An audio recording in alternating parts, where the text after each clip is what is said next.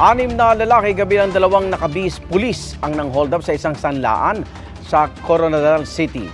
Unang dumating ang dalawang armadong lalaking nakasuot ng athletic uniform ng PNP. Sumaludo pa ang isa sa dalawang gwardiya sa sanglaan. Maya-maya, dumating ang mga lalaking nagdisarma sa mga gwardiya at nagbasag sa istante.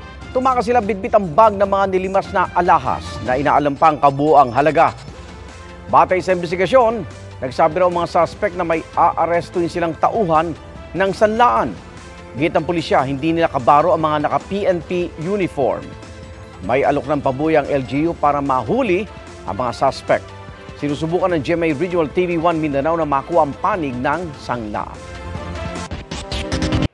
Mga kapuso, sama-sama tayong maging saksi. Mag-subscribe sa GMA Integrated News sa YouTube at para sa mga kapuso abroad, samahan niyo kami sa GMA Pinoy TV at sa www.gmanews.tv.